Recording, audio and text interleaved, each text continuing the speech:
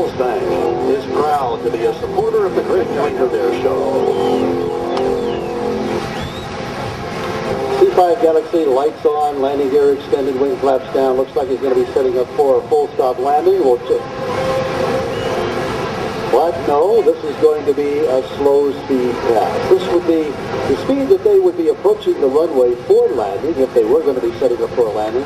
And the speed changes as the weight changes. When the aircraft is fully loaded up at its maximum landing weight, its speed on approach would be approximately 150, 155 miles an hour. Coming by right now, it's probably at a speed of about 135 miles an hour. About 125 knots, perhaps.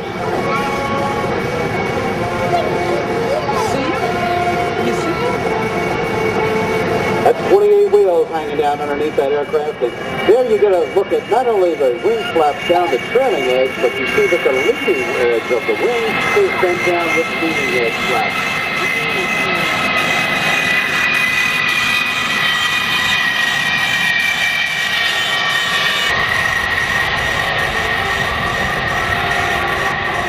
I suspect they will not clean up the airplane and retract the gear in the flaps. I think they're probably going to start a right-hand turn, then turn around in a 270-degree left-hand turn to come around to land from left to right.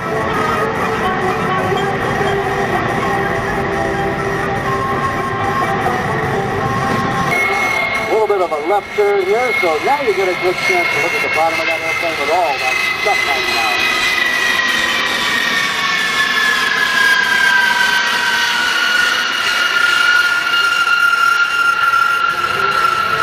You've got a good view of the landing gear turning.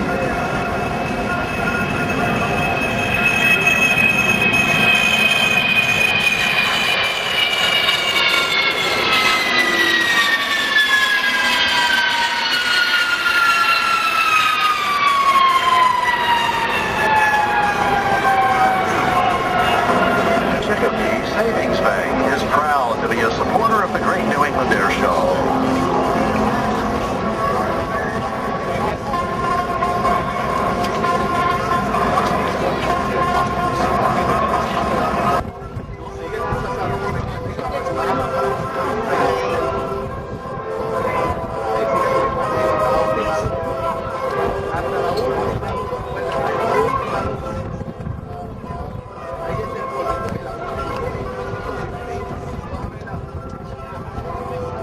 Okay, now he's on final approach, all those 28 wheels extended, and he's going to be touching down momentarily.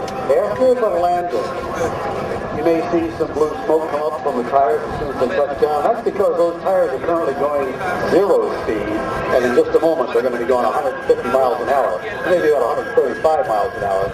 And then after that, listen to the sound of the engine, because it's going to get loud again and it's going to sound different.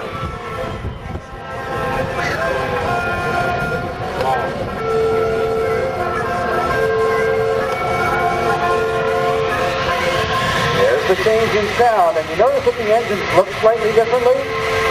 That's because they're using the thrust of the engine, directing a little bit of it forward, and they're using the power of the engines in reverse thrust to help stop that giant airplane. Also, those big panels that you see raised now on the trailing edge of the wing, compared to the wing flaps that were extended down from the trailing edge of the wing. Those were the spoilers.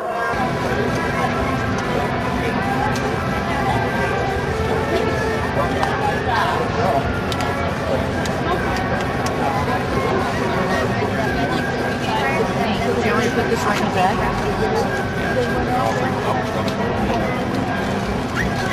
Later, I mean, we had that earlier.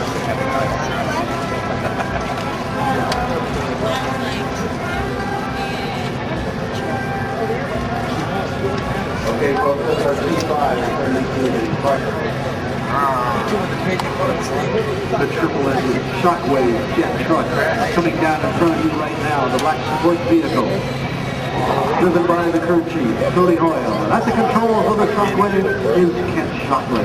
There's a billowing white smoke that those 3 jet engines produce.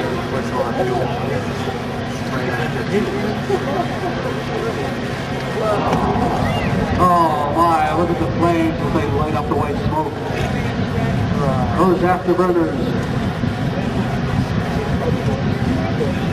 attached to 3 Pratt & Whitney J34 engines. Center of this incredible machine is your left shockwave.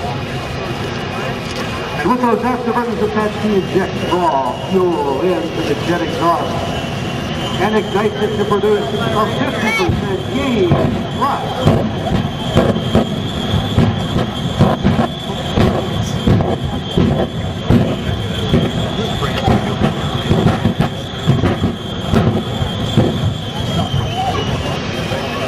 Thrust of those engines generates over 19,000 pounds of thrust.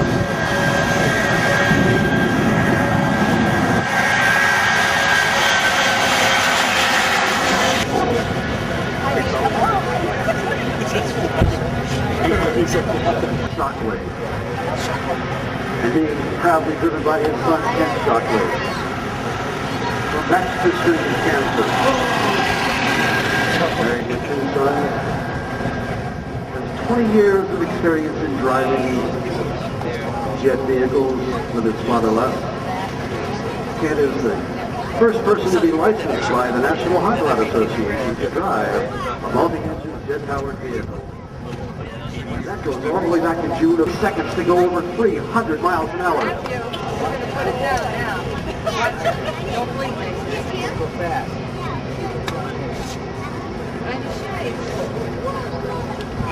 He's got it stopped in position.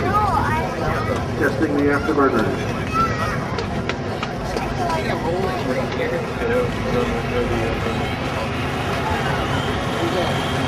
Power coming up to 100%. The RPM available on the jet engine in just a moment.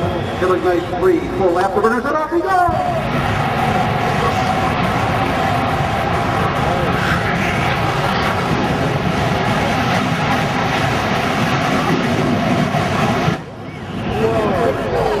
Oh my, what a run that is. As the 216. They have lots of souvenirs available for sale down there. You can get some souvenir photographs.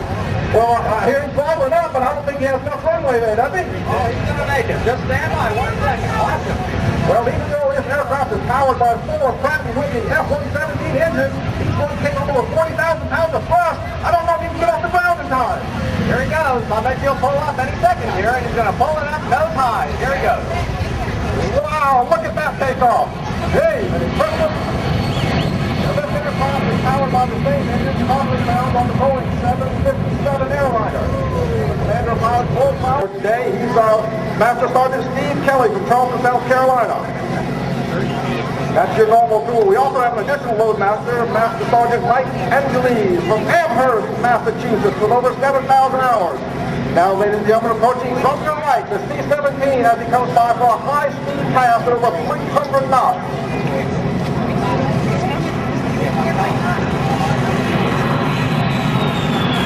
Now, notice how quiet the C-17 is at the time of process. There you go, thank you.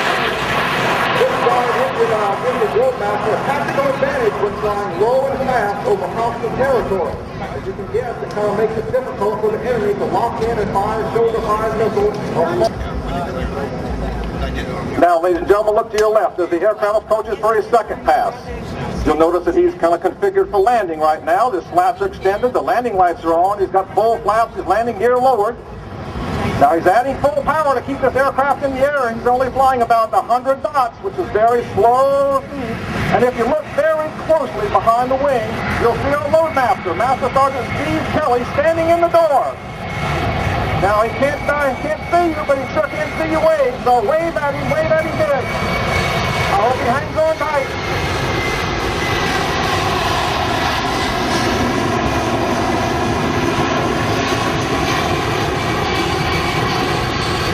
I think Steve was afraid to get in the door flying that slow.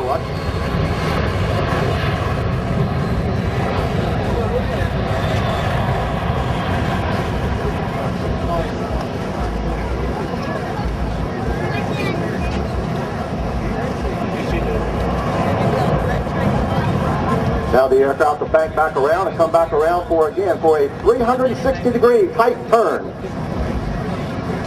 From your left, he's got 3/4 flaps. His airspeed's about 160 knots, and he's going to execute a tight 360-degree turn. You'll notice how extremely agile the aircraft is at low speed and high speed, making it easy to operate in a tactical situation. You also notice that the ramp is down in the back. If you look at that ramp, you might see Steve Kelly back there in the back. And again, wave at him so you can see him. Here he goes, banking around into a tight 45-degree turn. The C-17 uses a quadruple redundant fly-by-wire system to run its flight controls. The fly-by-wire system means the aircraft's flight controls are electronically operated by input from the control sticks. Now there are 4 separate flight control computers, each one of which can monitor the entire system by itself. The computers continuously monitor each other to check back and forth, and if there's any problems, they will automatically work around the disabled system.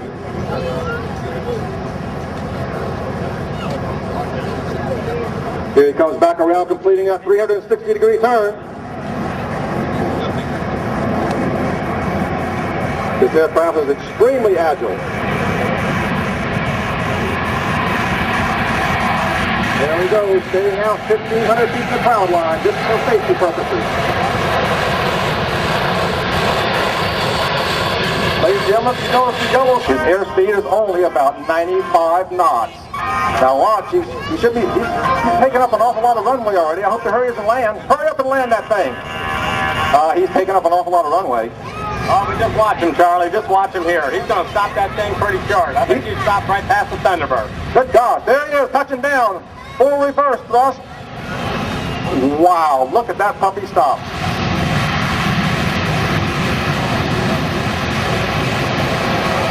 Now this aircraft is going to actually demonstrate something that very few aircraft can do, the ability to routinely back up under its own power. Look at that airplane back up. It's amazing, isn't it? He can parallel park if he has to. I bet he can even take off backwards, can he? Well, that's something we're going to try one day when we get our nerve up. Ground maneuverability is extremely important when space is limited for on-load and off-load operations, which is much the case in these austere locations where Air Mobility Command operates on a day-to-day basis.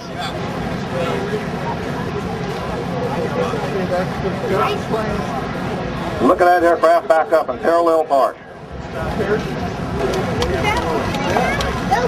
Charlie, I'd just like to say thank you for having us up here at Westover. We sure have enjoyed it, and hopefully we'll get another good flying day tomorrow.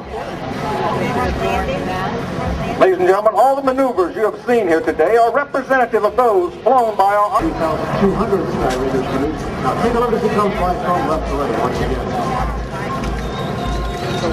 Mike Schloss and the Sky Raiders.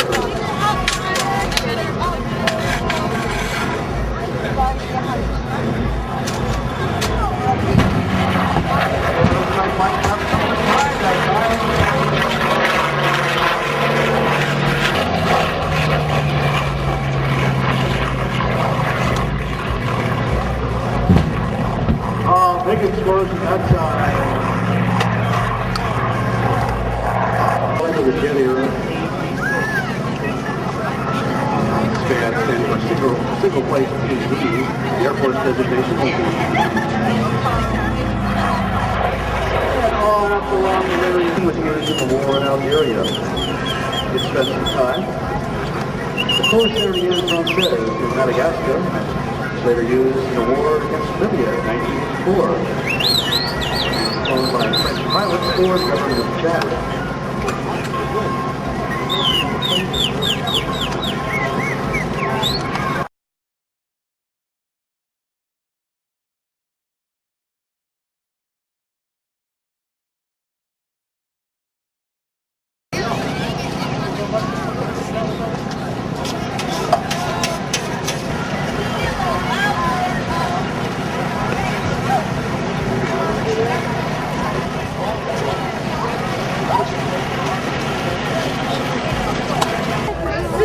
I would like to personally thank each and every one of you who's had a positive influence on their lives. Instilling in them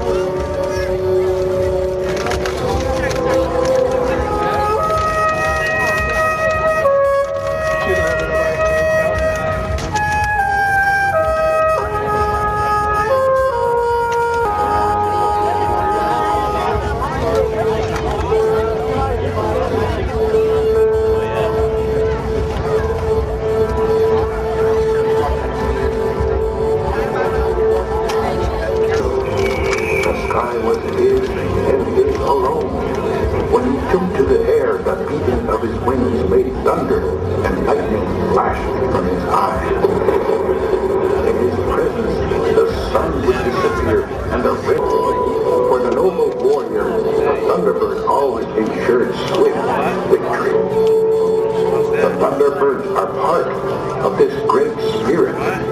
That is why they wear his symbol on their chest, to remind us that there is the greatest power. It stretches from horizon to horizon and reaches to the sun. And leader, from Cedar Falls, Iowa, Lieutenant Colonel Mike Chandler. Flying the left wing, from Washington, D.C., Thunderbird 2, Major Mark Smith. Flying the right wing, from Woodbridge, New Jersey, Thunderbird 3, Major Brian Burns. Flying the solo position, from Victoria, Texas, Thunderbird 6, Major Scotty Zanzo. The Thunderbird mission is to demonstrate the teamwork, dedication, and...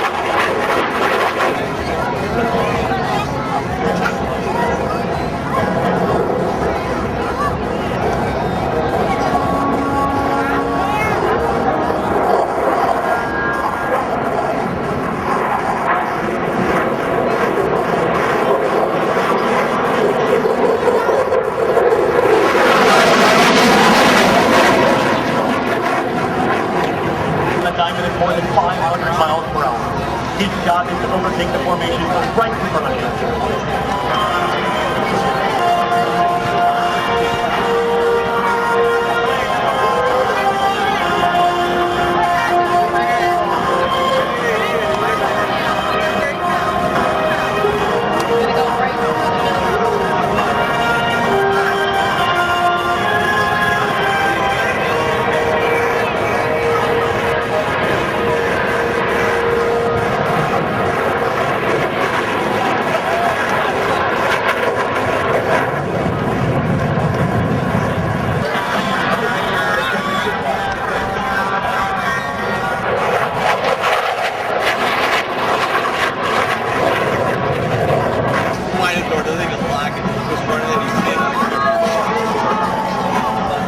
It's like a bottle.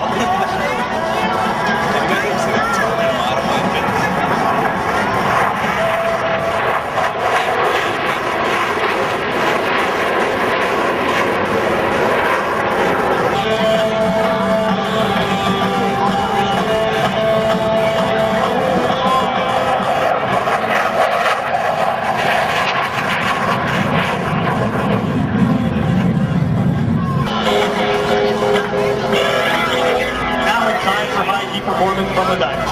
Okay, the front. For the diamond, 360.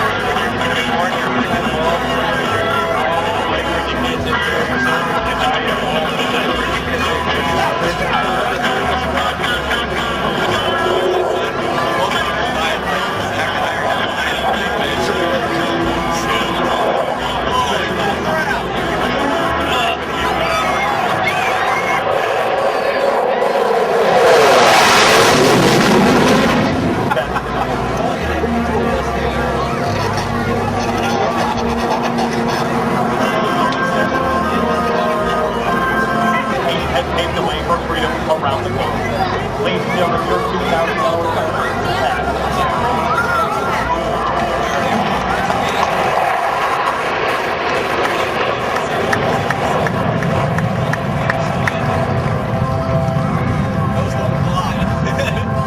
Yeah, basically just like this airport here.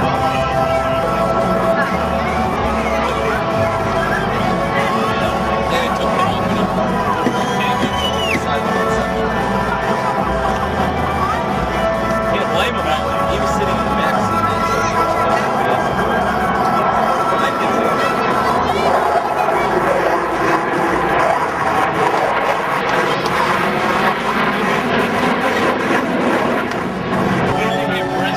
They got heads now. He had 25 to make.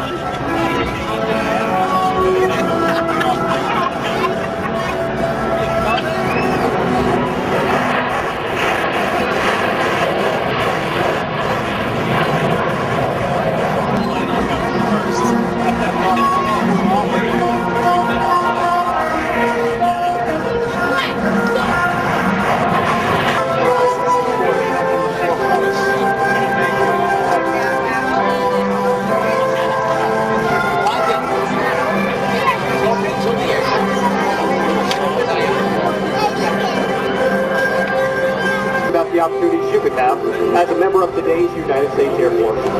This will take place along the crowd line, right in front of the beautiful red, white, and blue F-16s. You can also find information about the team and the Air Force at our website. And Americans who work hard to put excellence into the mission, and their efforts give results. Americans have been showing what our Air Force can do for 50 years now, and during all of that time, not a single demonstration has been canceled due to a maintenance problem. Every Thunderbird team member has an important job in making this demonstration happen. And now it's my pleasure to introduce you to an important group that represents all of our Thunderbird enlisted professionals.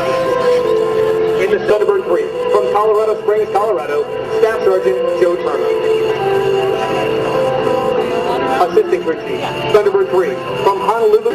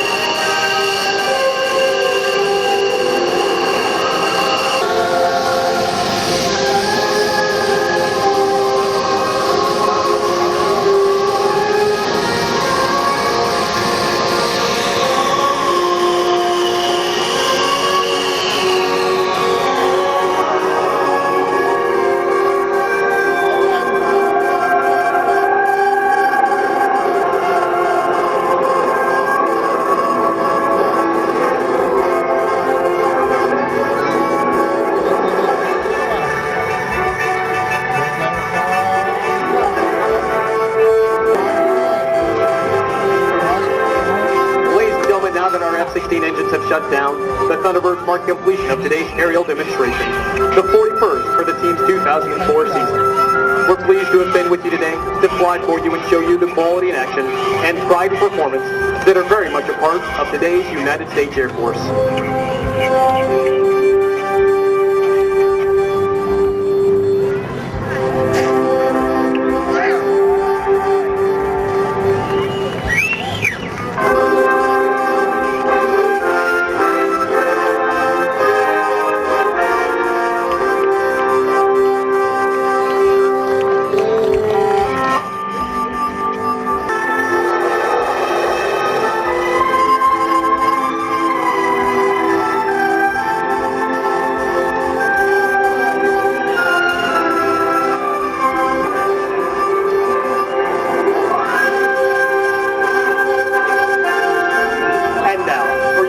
Support of our Air Force and the men and women who proudly wear its uniform, the Thunderbirds offer their special salute to their good friends here at Westover Air Reserve Base and the people of the great state of Massachusetts.